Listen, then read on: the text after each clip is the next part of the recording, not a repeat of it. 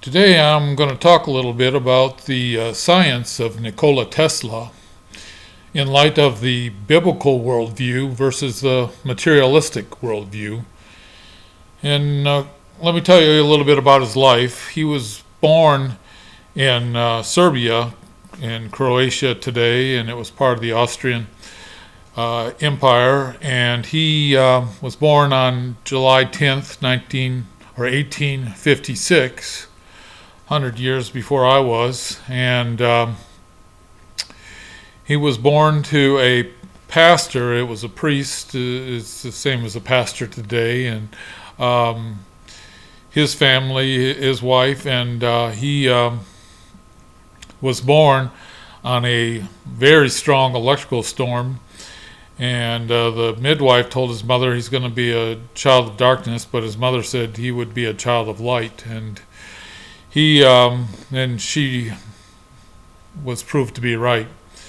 He was a brilliant child. His mother was very brilliant too. She had a photographic memory, which he had too, and she invented household appliances and to help other people. And she didn't really make any money off it, but she did come up with some great ideas and helped women that were doing their kitchen work at the time, and really was an amazing woman. His father told him that he would be he had a choice to be a pastor or join the military. He wasn't very excited about that. He did exceptionally well in school. He was an outstanding student, head and shoulders above everyone else in the class, and he was able to do calculus in his mind. And his teachers thought he must have just been copying. How else could he come up with the answers? But in checking it out, he was able to do the work all in his mind and just write down the answers. And he was brilliant. When he graduated from high school, he came down with a horrible case of cholera, and had it for several months, and the doctors told his parents that he was going to die, and his father went in to kind of see him for the last time, he thought, and Tesla asked him, "I'd like to go to school to be an electrical engineer," and his father said, "Sure." And rather miraculously, he got better the next day or so, and his father let him go to college, and he turned out to be an exceptional college student. He didn't graduate. He got into a gambling problem and gambled away his last semester's tuition, and anyway, left his family, and he was so highly recommended by professors. He was able to get a job with a telegraph company and in Austria, and eventually moved to the Thomas Edison Company in Paris, and eventually to the United States to work for Thomas Edison, who was where he first worked for. He was just one of these specialty people that God provides in this lifetime, and he really had a very important purpose, and he changed the world. And that's what good science does. It changes the world. It has good results. And he brought about the electrical enlightenment, is what I call it. And anyway, he was just a brilliant man. He spoke 8 different languages, and he could memorize entire books and recite them at will. And he could visualize devices entirely in his head and then build them without ever writing anything down. And he didn't write very much down. He submitted over 300 patents in the United States, and that's about all we have right now of what he had. He did give a lot of interviews and did talk to a lot of people, but as far as his writings, he didn't have that very many, and he was just a genius is all you could call him. Einstein was once asked if he felt to be how it felt to be the smartest man alive, and Einstein replies was, "I don't know, you'll have to ask Nikola Tesla." And I don't know if that's true or not, but I think it is true. Whether he said it or not, I don't know. But he really believed that the gift of mental power came from God, the divine being. And if we concentrate our minds on that truth, we become in tune with this great power. My mother had taught me to seek all truth in the Bible, is what he said.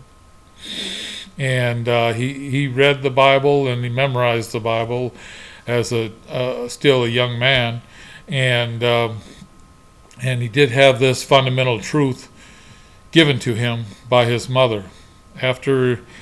Later on, he didn't really talk about God or go to church or anything, and people consider him an atheist, but he might have been a prodigal son that walked away, and I don't know if he was a Christian or not, only God knows. But he did say some things that were very, very much in line with the Christian worldview. So he also said that the scientific man does not aim at an immediate result. As I said, he does not expect that his advanced ideas will be readily taken up.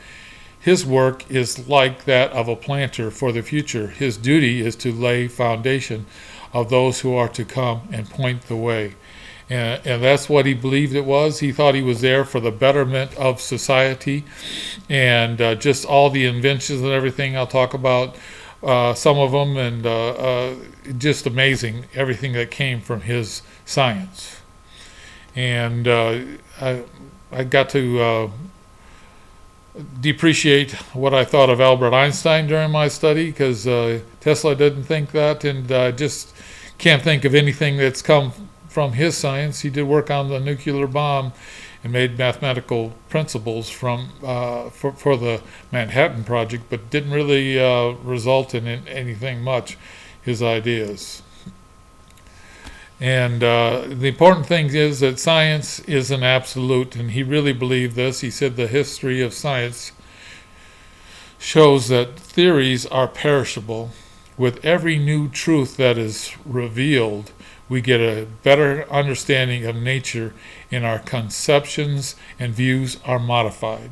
You got to be flexible, and that's just not happening today, and it's very unfortunate. Modern science owes its beginning to Christianity, and this was when people went with a literal reading of the Bible, that they believed that God really did create everything, and they knew that there was reality out there, and that the reality would be uniform, and it would show the character of God, is what they believed. So they were studying science to learn more about God, basically. And if it all came together by chance, why would there be uniform principles throughout the universe? The Christian were interested in see how God created the universe and how he made it work, and now science seems to be more interested in trying to figure out how it can all work by itself and came together by itself. And that's the problem with modern science today. There was a big paradigm shift at the time of Nikola Tesla, and a paradigm is the way an individual perceives and understands and interprets the surrounding world. It's a mental map. And so the paradigm changed from in the beginning God created to in the beginning the material world created itself, basically. And it all started with Lyell. And the problem with Lyell is he didn't have any evidence for his conclusions. All he did was attempt to separate Moses from science, is what he said to a friend. And all he did was attack the idea of the geologic column and the geological features of the world were caused by possibly by a catastrophic flood in the past. And so he was attacking the idea of a biblical flood, and all he had was rhetoric. He was a lawyer, he wasn't a science, and he really didn't have any evidence. He just had his opinion, and he was a strong opinion.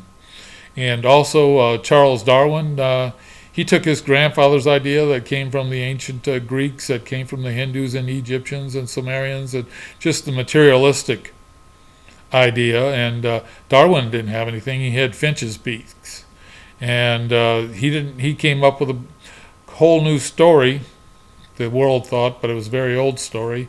And if you see my other video on the origin of Darwin's origin story, you can see that. But it was an old idea with very little evidence, and all the evidence that he found has been proven wrong. So the new change in science was you don't have to have fact anymore. You don't have to have measurements. You don't have to have start with a small idea and slowly build on it, following where the evidence leads. So Wolfgang Smith says we have established it, and by what means? We are told often enough that the doctrine is founded upon evidence, and that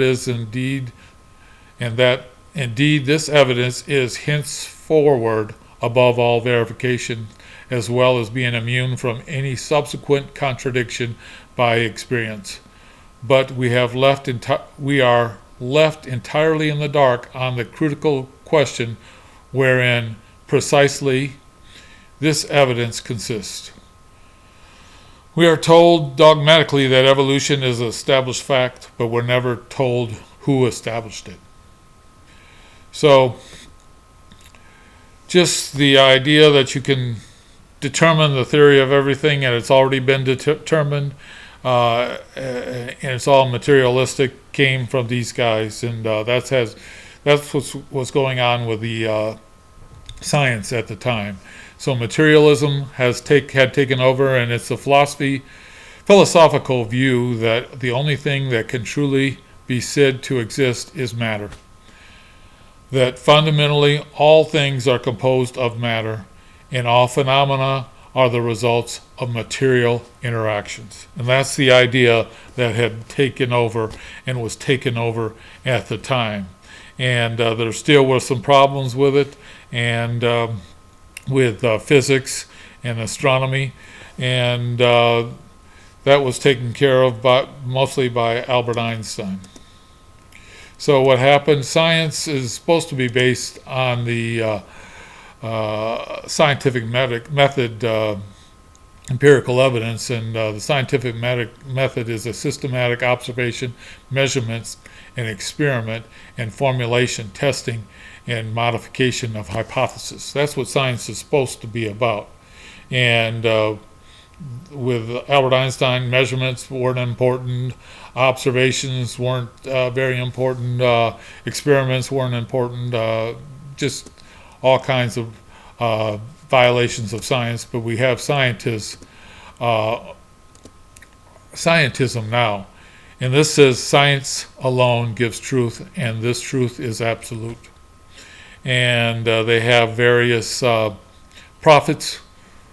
The fundamental prophets of scientism are Lyell and Darwin and Einstein, and they're equivalent to what the Bible says, thus saith the Lord.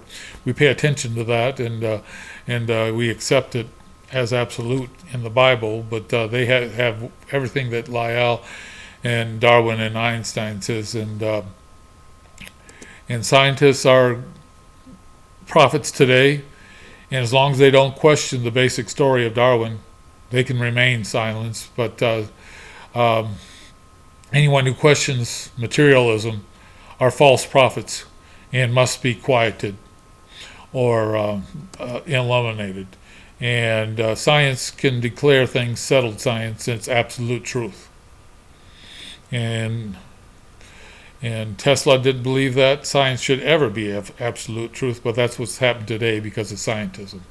And Ben Stein, he has the movie Expelled, and he went all over the world and found and talked to people thrown out of their academic jobs because there was a possibility of life happening from other than Darwin's idea, and possibly that random selection mutations could account for everything in the universe, and that's the problem with scientism, and they don't allow anybody to question it. They have peer-reviewed journals, which is a great idea, but they don't allow any new ideas to come in there. They should be allowing new ideas. That's what peer-reviewed journals was all about. Now they have the Nazi police eliminating anybody who doesn't go along with the idea, and it's basically all it is commentary on Darwin's idea. So just scientism has taken over, and that's what science has become all about. And it's really basically alternative to Christianity. And the evolution is a religion, and this was true of evolution in the beginning, and it's true of evolution today. It's become a religion, the religion of scientism. And we have the quote from Richard Lewettin. Go ahead and Google "no divine foot in the door," but they take the side of materialism because they're committed to materialism, and not because of the facts, not because of the evidence, not because it explains the world, but the big problem is they don't want to allow a divine foot in the door, and you can find that on the internet. So Nikola Tesla, getting back to him, he was a beautiful mind, and he set up the future. Just a magnificent man that God put on this earth. And anyway, getting back to his life, he got to work for Thomas Edison, and he liked the idea of alternative current, and Thomas Edison liked direct current. Thomas Edison, when he met him, he had a letter of recommendation from his boss in Paris that worked for the Thomas Edison company, and his boss says, "You are reading this, Dr. Edison, and you are one of the two brightest men I've ever met. The other is the one standing before you right now." So he was very impressed, so he said, "Okay, I'm having big problems with my generators. They're very dangerous. They put off sparks," and he wanted to energize the world with the direct current, and he was going to get very rich in the process, and he said, "Go ahead and fix my generators, and I'll give you $50,000, which is equivalent to 5 or 10 million or something today." And so he spent 6 months fixing them, and he got them all fixed up, got them running good. He didn't like direct current. He believed alternating current is the way to go. And anyway, he went to get his money, and Edison said, "Yeah, you don't understand humor in the United States. I was just joking." And so he didn't appreciate it, and he quit shortly thereafter, got a job digging ditches, and eventually got a few other jobs, and eventually got it with George Westinghouse. And George Westinghouse financed him, and the big breakout came in 1893, where there was a competition to light up the 1893 World's Fair. They were a lot cheaper with the alternating current idea, so Westinghouse and Tesla lit it up, and people came around the world and they said, "Wow." And this really put them on the map, and Tesla got the idea of how to making hydroelectric power, and he went to the Niagara Falls and built a electric generator there, and powered Buffalo, New York. And this was a big problem for Thomas Edison, and he was going to lose a lot of money that he potentially was going to make, and he did all he could to try to scare people about the idea, and he electrocuted pets. He told kids, "Bring a pet in here you can find on the street, and I'll give you 25 cents. And he electrocuted the pets in front of people. He eventually electrocuted a elephant. He invented the electric chair with alternating current just so he could show people how dangerous it was. But Tesla tried to show people how safe it was, especially compared to direct current. And Tesla was right. And alternating current took off. And he had the idea, Tesla, he wanted to make the world better for people. And Thomas Edison, he was more of a Steve Jobs type guy. He wasn't really an inventor. And he took other people's ideas, inventors, and brought them together and marketed them to the public. And he made a lot of money, and he was just interested in making money. He wasn't interested in making the world a better place. And Edison, he did all he could to fight Tesla, and he burned down his laboratory, burned down his main tower, and I believe, and just tried to influence government against him, and it just didn't work. Well, getting on to materialism was validated by Albert Einstein, and with his theory, energy equals matter times the speed of light squared. And anyway, that's just saying that everything comes from matter, basically, and energy comes from matter, and Tesla just did not like that idea. He called his relativity theory the magnificent mathematical garb which fascinates, dazzles, and makes people blind to the underlying errors. The theory is like a beggar clothed in purple whom ignorant people take for a king. That's in an interview with Time in 1935. He says, my explanation of natural phenomena are not so involved as his. They are simpler and will throw light on many puzzling phenomena of the cosmos. It's true. A simple theory is probably right when you're dealing with the universe, and just these idea of mathematics being the answer. He said, another quote, today's scientists have substituted mathematics for experiments. They have wandered off through equation after equation and eventually build a structure which has no relation to reality. That's the thing. It's related to their mathematical equations, but not related to reality, and science has to be related to reality. He believed that science basically died in around 1927 during the International Conference on Electrons and Photons. He wasn't a big fan of photons, and they claim to have settled science, and they have declared the theory of everything to be settled, and he just believed that science basically died. We have technology based basically on his science today. We got computers, we got amazing things that technology has brought about, but it's all based on all pre-1927 science. And just new science just isn't happening because materialism had taken over. He had the idea basically that, quote, everything is light. And what he means by that, everything is energy. That energy is the power, is the cause behind everything. And this was from an interview in 1899. He was big into light.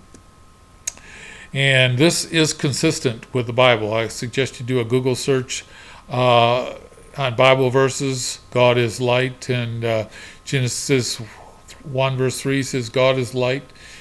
And there was, it said, let there be light, and there was light. And I believe this is the aether that Tesla talks about, that we'll talk about, that fills the universe.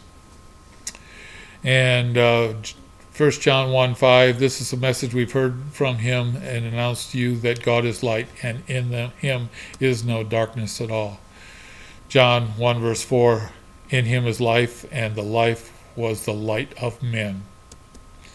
That is the light, the life of men. Psalm 27:1, the Lord is my light and my salvation. Whom shall I fear? When they went on the Mount of Transfiguration, Jesus was seen in his unveiled glory, and his appearance was like lightning, and his clothes as white as snow. Sounds like he was a powerful electricity. Jesus says, I am the light of the world. Whoever follows me will never walk in darkness, but will have the light of life. The light of life. And in Habakkuk, they have a quote about God on his throne, and that's the creator God, Jesus Christ. And they described his radiance is like the sunlight. He has rays flashing from his hand, and there is the hiding of his power. Talks about his power coming from his hands and rays, flashes coming from his hand. Sounds like the power, his hidden power that's hidden throughout the universe, is electrical.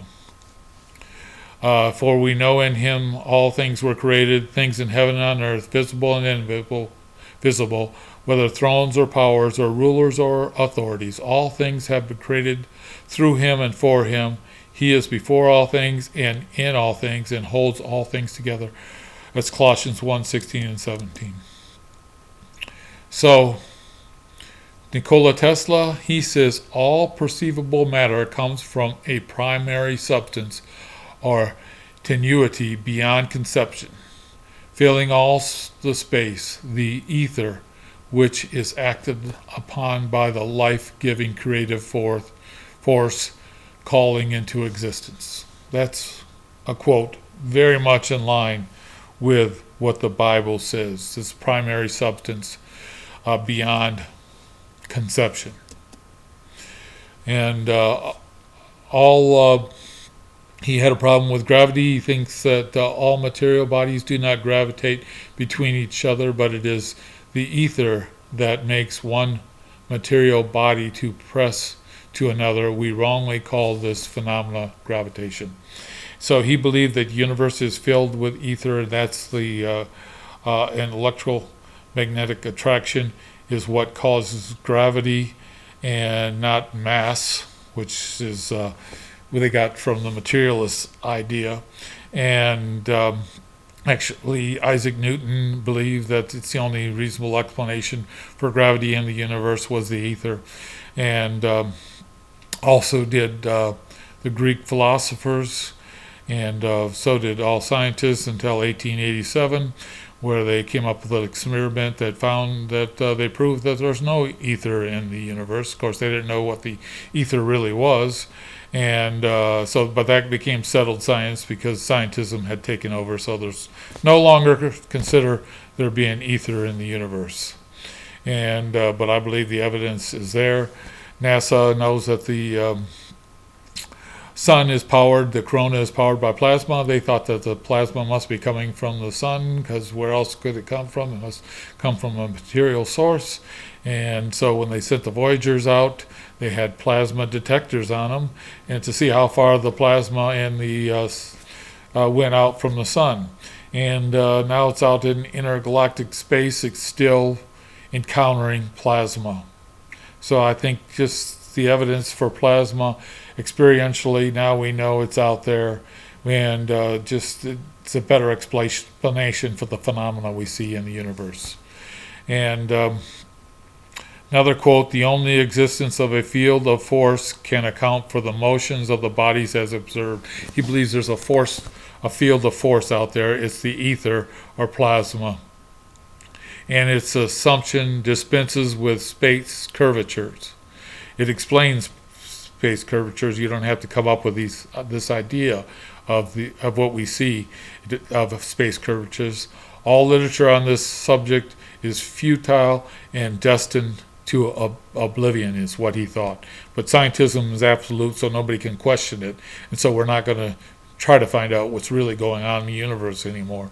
So are all attempts to explain the workings of the universe without recognizing the existence of the ether and the indispensable function it plays in the phenomena. And he also said all the forms of nature, immeasurable, all pervasive energy, which ever and ever change and move, like a soul emanates an innate universe.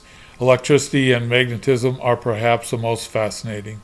We know that electricity acts like an incompressible fluid, that there must be a constant quality of it in nature, and that it can neither be produced or destroyed, and that electricity and ether phenomena are identical. He believed that there are just the same phenomena.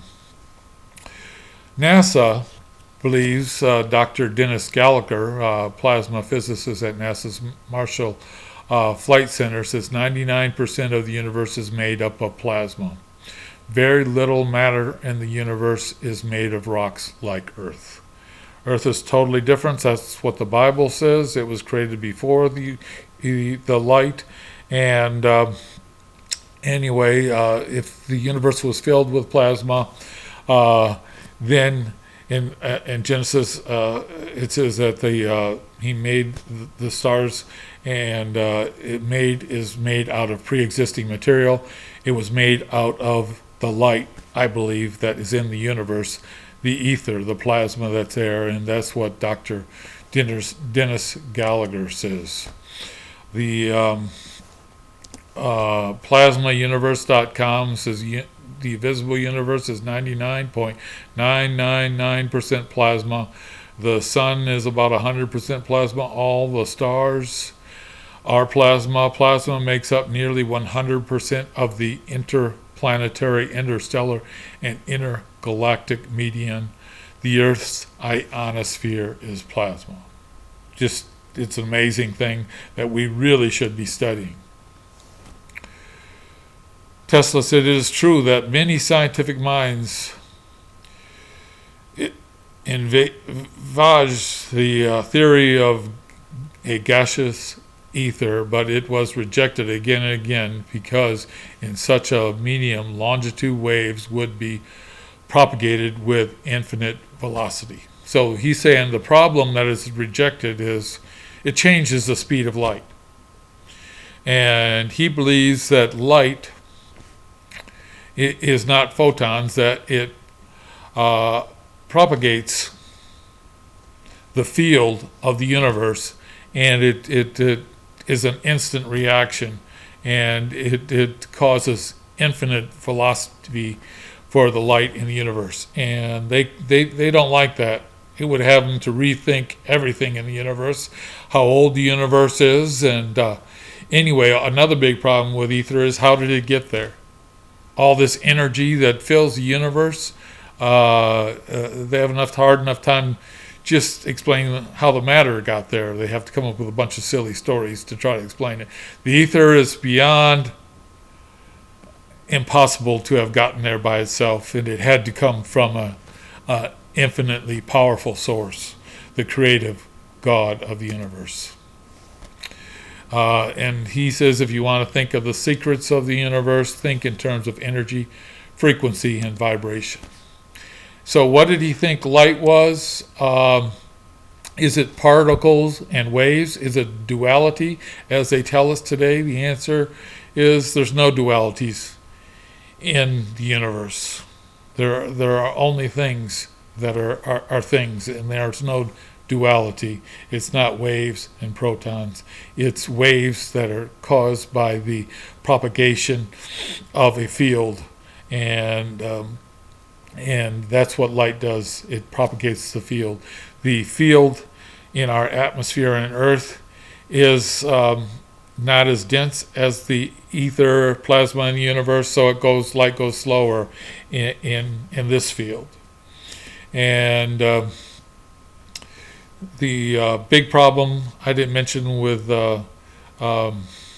Einstein's theory of relativity and the quantum theory is that they went away from measuring things. They had fuzzy, rubbery measurements, and they went away from the idea of the law of causality, which I believe you can't do science without the law of causality.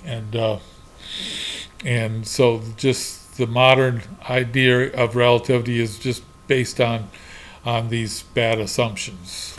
Tesla believed that light is simply an electrical wave in a polarized medium. No imaginary photons are involved. The receiving atom is the one that happens to be the sending atom through an instantaneous electric resonance between their constituent net subatomic particles. This so-called quantum entanglement currently has no explanation. Light is an energy in a light wave traveling through the ether, arriving at an atom that is tuned by the direct electric force to the receiving that energy. So he sees light as an energy source affecting the field around it. And light is a longitudinal disturbance, and that's the reason that they can't accept the idea of ether in the universe. He also believed, he had his Tesla coil, and he believed the earth is a Tesla coil. He believes humans were our Tesla coil. The sun and the moon are Tesla coils. Everything was Tesla coils, and they get their power from the ether of the universe. And the celestial spheres are suspended with electromagnetic levitation. Electromagnetic levitation disproves gravity based on mass, because the only force you need to counter is an electromagnetic force, not gravity, and the stars are attached by ether, is what he believed. He had his Nikola Tesla.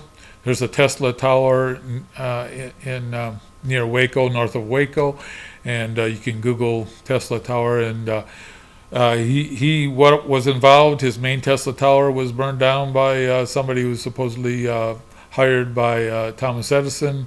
He saw it as a big threat, but he did want to get, I believe, energy from the universe, from the ionosphere, and basically pass out free energy to the world. And no need for coal or oil or natural gas or all these things. He thinks we could tap into the universe, I believe, basically. And what really was involved, we never will find out. People criticize this idea, but we really don't know what the Tesla Tower was about. But it was similar to the Great Pyramid of Giza. They apparently got power from the universe, I believe. So he thought that power was everywhere. He really understood power. He really understood electricity, and we should have stood on his shoulders and keep learning more and more about it. Another neat idea he had was the Tesla's earthquake machine. It was just a little machine, and he tested it out. He thought that everything had a resonance frequency, and he put it in a building in New York, and he started cranking it up and was watching it, and then all of a sudden there was some loud noises and cracking around him, and he asked his assistants, "What's that?" And anyway, notch after notch, that strange cracking sounds. He asked his assistants what it was. They didn't know. He put it up a few more notches, and the sounds got louder, and pushed the machines a little higher. All the heavy machinery was flying around, and everything was going crazy. He took a hammer and broke the machine, and he was afraid the building would have been taken down in a few minutes. And outside, everybody was running out of the building, and there's pandemonium in the street, and police and ambulance arrived, and Tesla told his assistants to say nothing, and they told the police they must have had an earthquake, and they all never knew about it. So he believed in the resonant frequency. He thinks everything has a resonant frequency.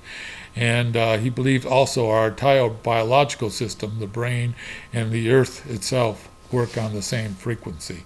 And that all came from the power of God, the light of God, I believe.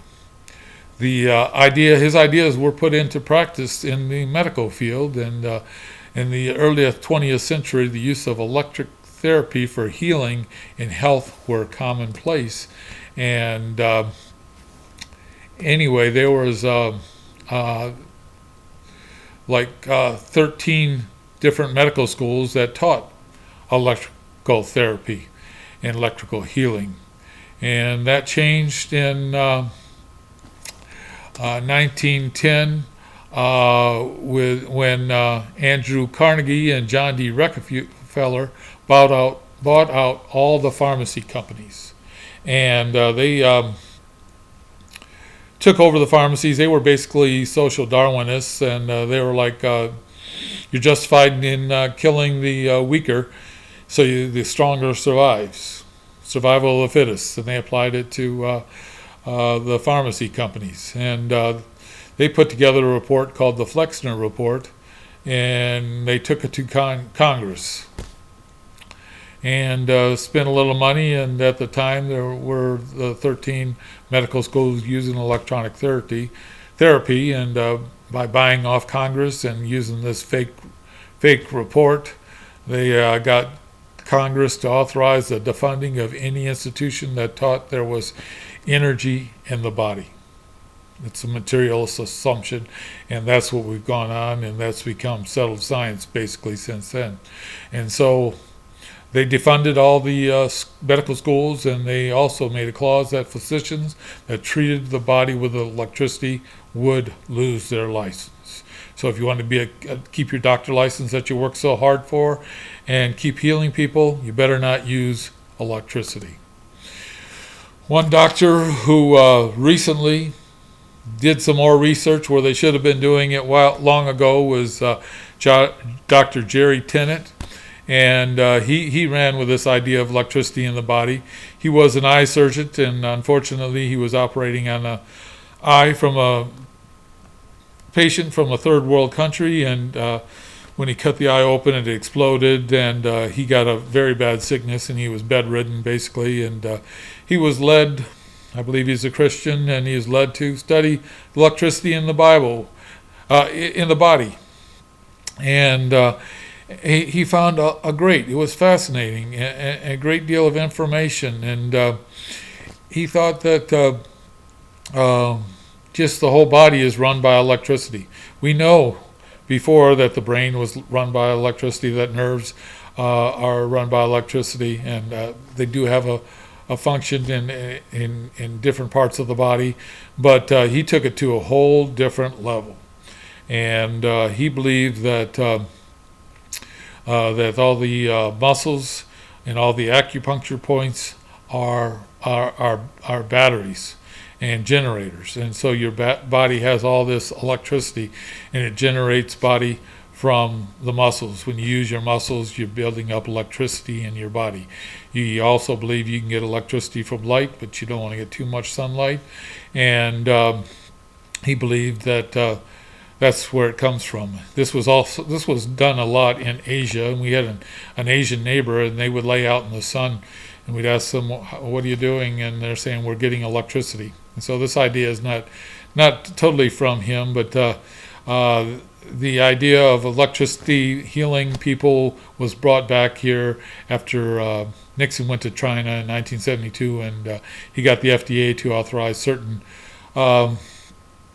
like chiropractors and alternate healing licenses, authorize them to use electricity, and they do today. But Dr. Tennant, he's really done a lot more. He's got the Tennant machine, and really, you read his book, Healing is Voltage. He's got a lot of videos, and it's fascinating stuff. He believed that all chronic diseases are caused by cells having inadequate voltage, and he believes that you need 0.25 millivolts of electricity to run effectively, and 0.50 millivolts to make new cells, basically. So your body just needs all this electricity. If you're not getting electricity, if you're not getting exercise, if you're not getting it from the sun, you're just gonna not gonna have electricity, and you're gonna have problems in making new cells.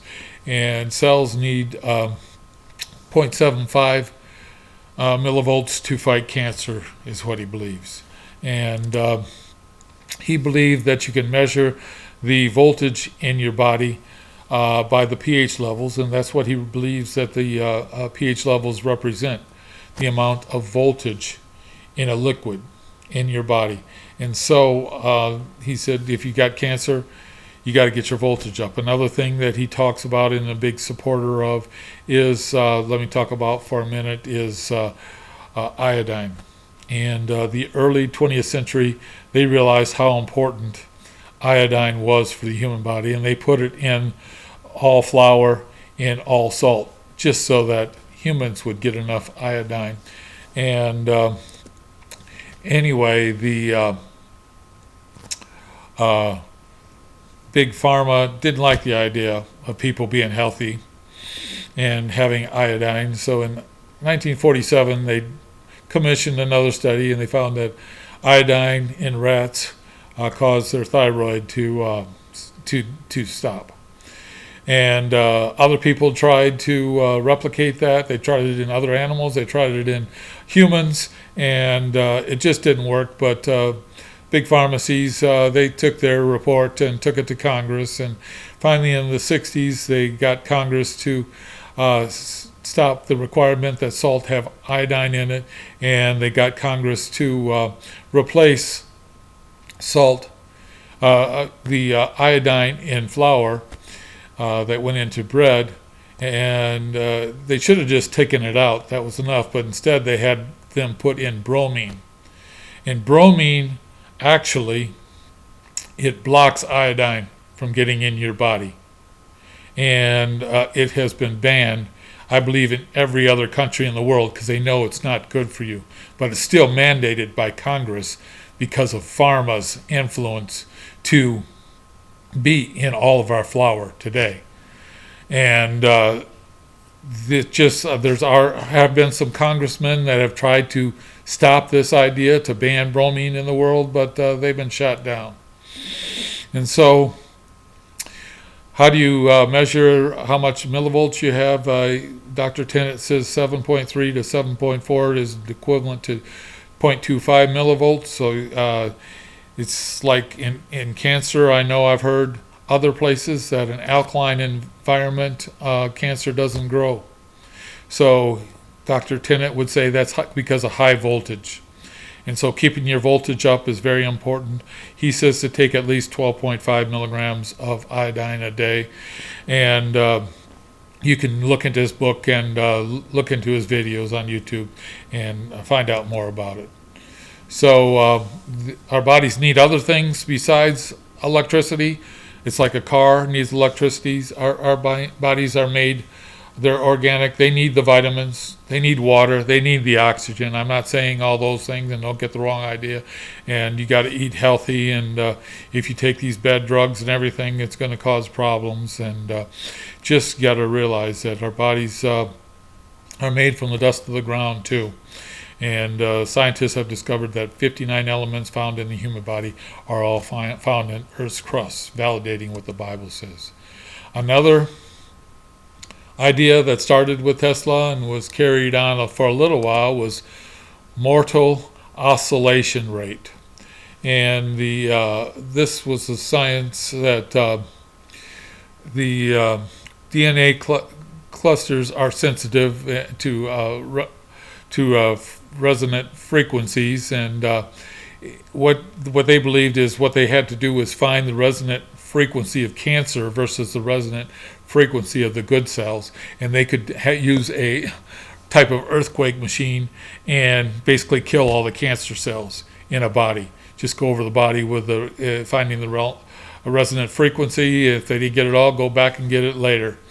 And so it was started by Tesla, and Dr. Royal Raymond Rife worked on this technology and was very promises. And but once again, the pharmaceutical companies pressured the FDA into rejecting the medical use of this patent for this technology, meaning that it couldn't be used or advertised as a treatment for cancer.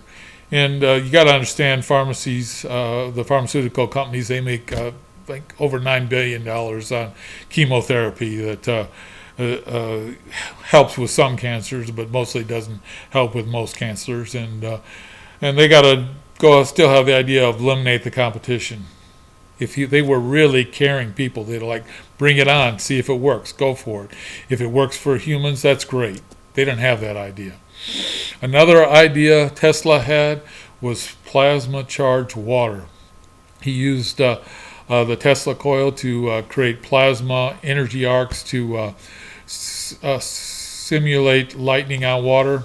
And he believed that this water in his testing could have antiseptic properties and could reduce or eliminate the need for pesticides while simultaneously making plants healthier and grow faster. Actions to patent this technology were blocked by the chemical companies like Monsanto, which profits billions of dollars from the selling chemical additives that end up in our food. So if they could just do this plasma water that was cheap, the plants would grow faster, they'd be healthier, and you wouldn't have to use all these pesticides, and it would have been great. But companies would have lost a lot of money, and so they didn't want to go with that. Another idea, this whole idea of answers from non-material things is done in research I found in the last 10 years using this plasma charged liquid or water, and it's still in the early stages, and more research is needed, but lab results showed that cold plasma water can stop the growth of cancer cells, and it could one day be used to treat all diseases in humans.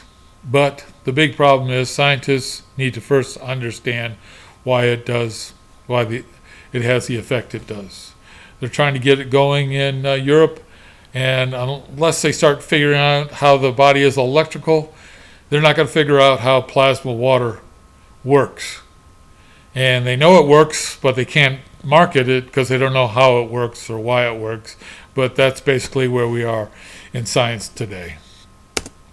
There's also, I don't know, you can see it on YouTube. You can see the actual experiments, and here's a press announcement. There's a bright flash of light marks the incredible moment life begins when sperm meets eggs. Human life begins in a bright flash of light. Tiny sparks erupt from the egg at the exact moment of conception. And this, another quote, a new scientific breakthrough might go a long ways towards changing the hearts and minds. Scientists have been able to capture the moment life begins with a bright flash of light as a new life is conceived. Jesus Christ says he is the light of life. That is the electricity that starts life. Electricity is needed for life. We need electricity to get your heart going again.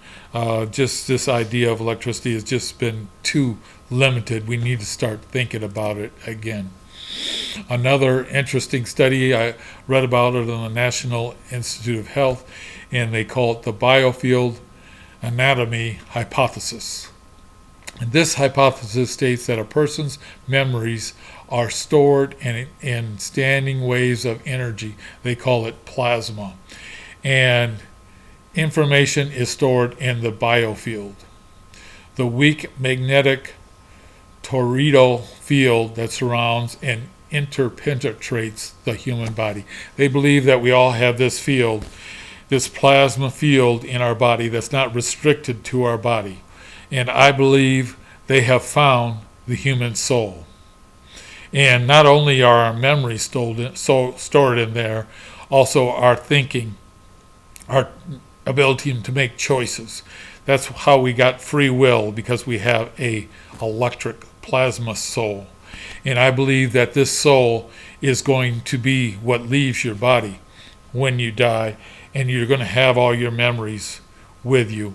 It's going to be cleansed in heaven from the bad memories, but you are going to have a source of the true light of life. You're going to have the energy source of Jesus Christ throughout eternity, so you're going to have eternal life. The people that are going to be separated from God by choice are going to be in hell, and they're going to be in eternal death.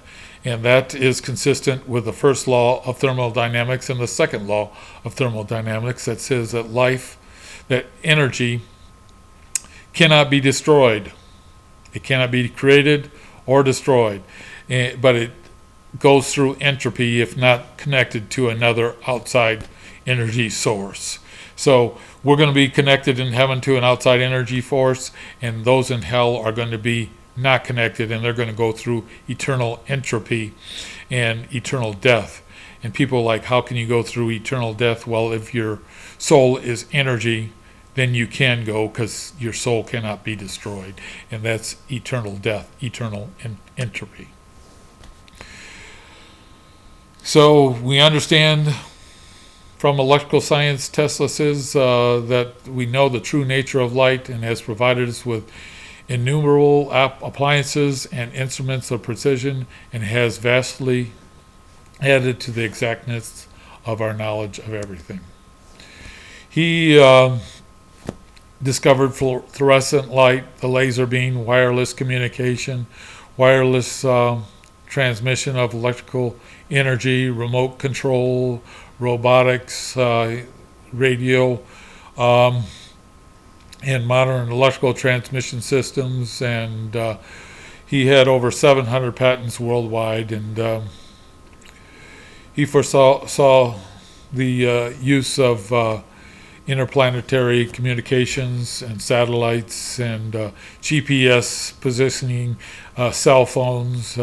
Actually, the Apple Watch that you have, he had this idea. All these ideas, they all came from Tesla.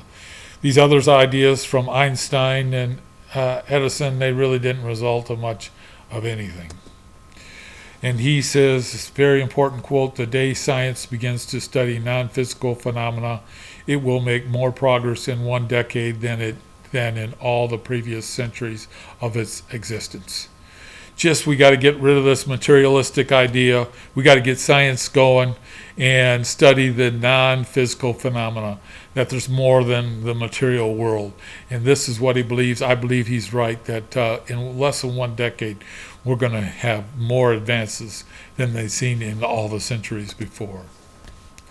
The problem with a lot of his ideas is that one idea he had was the death ray, and the FBI classified all of his material after his death and sealed up his his laboratory, and eventually took them away. And people, for the Freedom of Information Act, have tried to get access to this information, but they are told by the FBI that they lost them. And anyway, they don't want the information to get out, I guess. And some people have been trying to work on it, doing great things. The death ray, I've recently heard that our Air Force and our Army are using a strong laser beam. Tesla came up with a laser that is the same as how he described his death ray, which he said would end all war, and primarily anti-missile. And recently, the Israeli Army, they have the Iron Shield, where they have anti-ballistic missiles that go up, but they're going to replace it, they say, in the next few years with laser beams, these death rays that Tesla was talking about.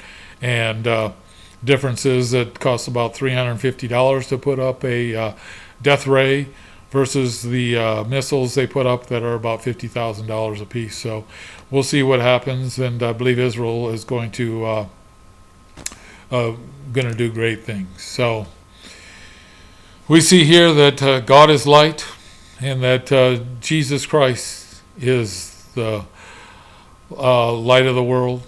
He's the light of light. And things. We need 4 basic things to survive: water, air, food, and light. And the Bible tells us Jesus is the living water.